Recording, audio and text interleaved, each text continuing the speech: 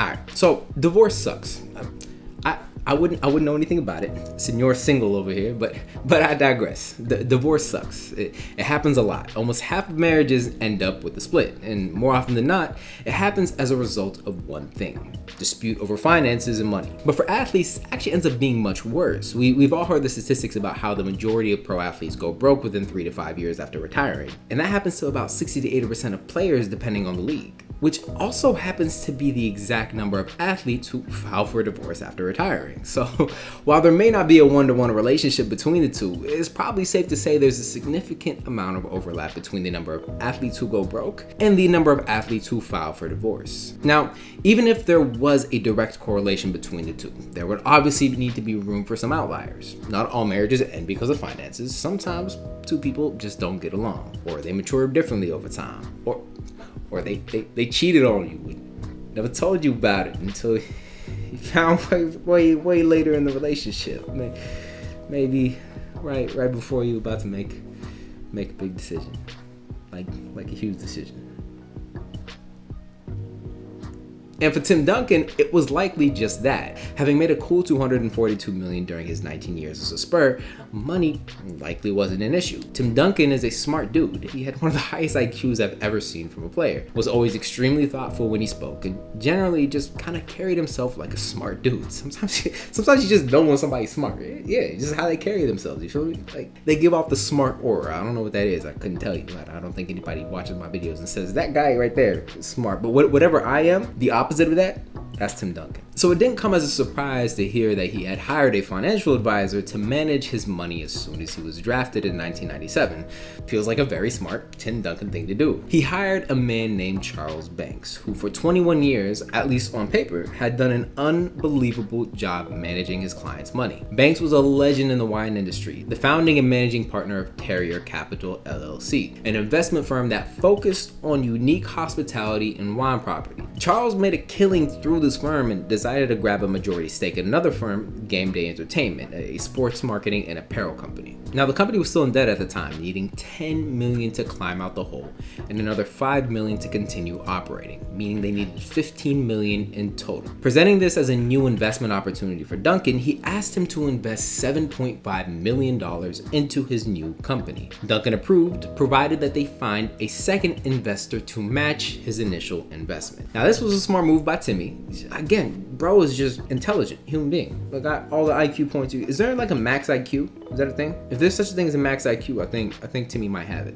I definitely don't. But again, this was a smart move by Tim Duncan, given that this would help mitigate a ton of risk by allowing him to maintain first lien, or basically first priority on all the claims of Game Day's assets in the case that they defaulted on his loan. But those concerns quickly subsided as Duncan was almost immediately making a killing on the investment, getting returns of 12% interest on that initial investment. And these were real returns. Like, he was actually getting 12% back from Banks and Game Day-ish. Of course, it was also around this time that Duncan had filed for divorce. We don't have to get into why, but we can assume it wasn't the money because, well, Duncan was making a killing throughout his career. Now, with every high-ticket divorce, where one or both of the parties have a significant amount of money, it's not uncommon for there to be accountants who sift through all of the individual's assets to confirm how much both parties have before the divorce hearing commences and assets begin to be distributed. So it came as a surprise when the accountants had flagged what appeared to be an interesting set of transactions regarding a certain Game Day Entertainment company. As it turns out,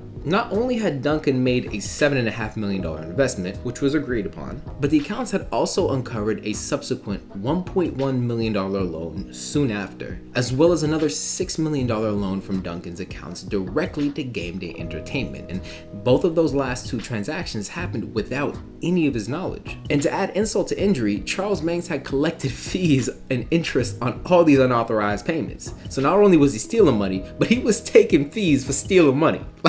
Like he was doing him a favor. You know how much confidence you gotta have to do some shit like that? That's crazy. Fam, how you gonna steal money from somebody and then take interest on the money you stole? That's the fucking wildest shit I ever. I'm not gonna lie, that's kind of baller. That's kind of baller. I wish I had that type of confidence to do some shit like that. So as it turns out, Duncan wasn't investing in game day. He was actually bankrolling it, paying off all their debts and their operating costs while also compensating their majority shareholder, who also happens to be his financial advisor. So as expected, Duncan took Banks to court, where Banks was sentenced to 4 years in prison and required to pay back the $7.5 million of Duncan's initial investment. So he was gonna get about half of his money back, but that's still a pretty substantial loss. Now, Duncan's hearing, where he actually went to court against Banks, was actually a star-studded affair. Teammates like Tony Parker, Manu Ginobili, Sean Elliott, as well as Greg Popovich all showed up to support Duncan during this hearing. Even Kevin Garnett showed up. Wait. Why was KG in attendance? Were him and Timmy really that close of friends? I always thought KG and Timmy hated each other. So was KG there to support Tim Duncan? Well, no, actually, quite the opposite. As it turns out, Banks also represented Garnett. Now, say what you will about KG. I love the dude personally, but even if you hate him, he is 100% known for his loyalty. Seeing how long he stayed in Minnesota as a player, even though they were giving him scraps for teammates, and even just the countless stories from teammates that have been in and around him have always spoken to how loyal an individual he is. And so Garnett, known for his loyalty, had actually appeared in court in support of Banks. Garnett was there to support a man that stole nearly $15 million from a peer. Not Duncan. He wasn't there to support Duncan, someone who he'd spent the majority of his career with in the same league, often even playing alongside one another in all-star games and for the national team. Now, mind you, the two of them have been compared against each other for the majority of their careers, and it's kind of scary. Their career stats are eerily similar, they both having scored the same number of points, rebounds, and assists. Both were 15-time All-Stars, both MVPs in the regular season as well as in the finals. They're even the same height and weight. Like, it is ridiculous how similar they are. Also, my bad, I don't know if y'all hear that background noise. You might not, but I'm doing laundry in the background and my washer and dryer are very loud. But I got a basketball game in 2 hours and I forgot to do my laundry and I need something to wear to it. So please disregard that. I'm about to get buckets today, but I can't do that without actually wearing some clothes, as it turns out. So bear with me. Now, okay, back to the topic. Yeah, so Tim Duncan and Kevin Garnett were very, very, very similar. They both played the same position and both came into the league around the same time. There were also some clear-cut differences as well. Garnett was famous for his flamboyance and his intensity. Duncan for his calm and stout demeanor. Garnett only won 1 championship to Duncan's 5, and this only happened after he left the conference that Duncan and the Spurs had dominated for so long. Garnett had played with a number of different teams, coaches, and players during his career. Duncan never left the Spurs, or his coach Greg Popovich, or the nucleus he built with Manu Ginobili and Tony Parker, all of whom attended his hearing. So as similar as they were, they took very different paths to earn their respective success. Duncan's career was that of consistency. Garnett's was one filled with peaks and valleys. While they both finished with decorated careers, it often felt like it took Garnett a significant amount of effort to end up with a fraction of what Duncan had. And this extended to things off the court as well, like,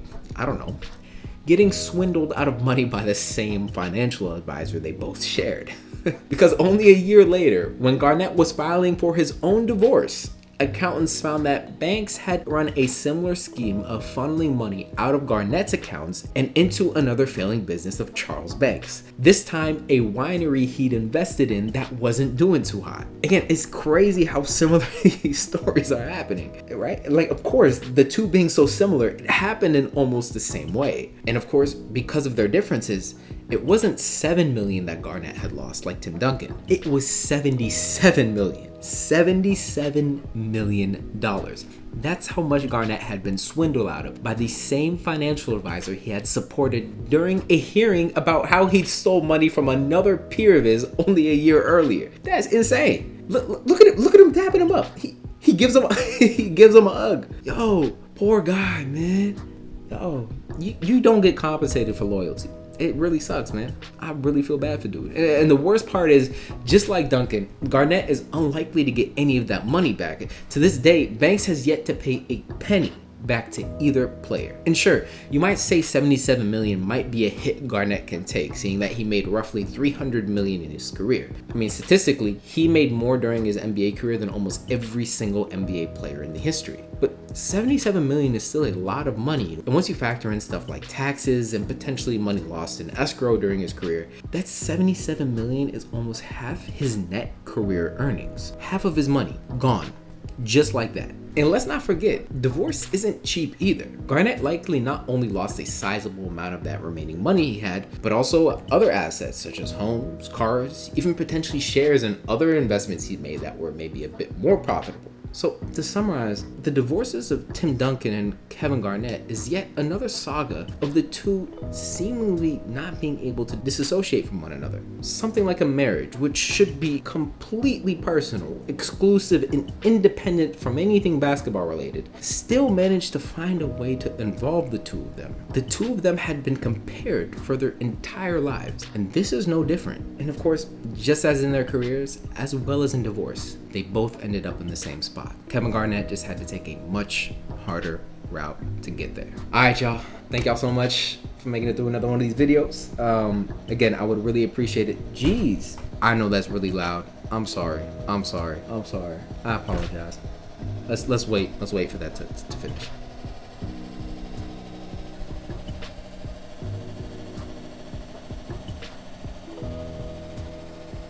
Take off.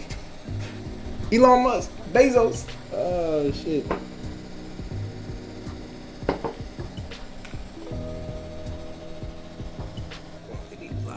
Cool. All right. I think it's quiet enough now. Where was that? Oh yes. Thanking you for making it through this video. Again, I can't thank y'all enough. It really means a lot to me. I would really appreciate it if y'all could hit the like button, hit that subscribe button, and let me know what you think. And do you like stories like this? Again, I know it kind of falls under the umbrella of business of sport, but I just want to make sure this is something that y'all would enjoy hearing more about. So let me know in the comments below. And yeah, otherwise, thank y'all so much. Hope you have a great rest of your day. Love y'all. Peace. Whew, man. Snack of the day. Sparkling water. Trader Joe's sparkling water. Trader Joe's is my happy place. It's hot as hell in this room. It's hot as hell out here. Gotta have the windows closed because of the background noise, because my neighbors keep blasting their TV too loud so you can hear it. And that's background noise here. I got my washer about to freaking like shoot off to the moon. Man, I'm going through it, y'all. I'm going through it. Oh yeah, that's good.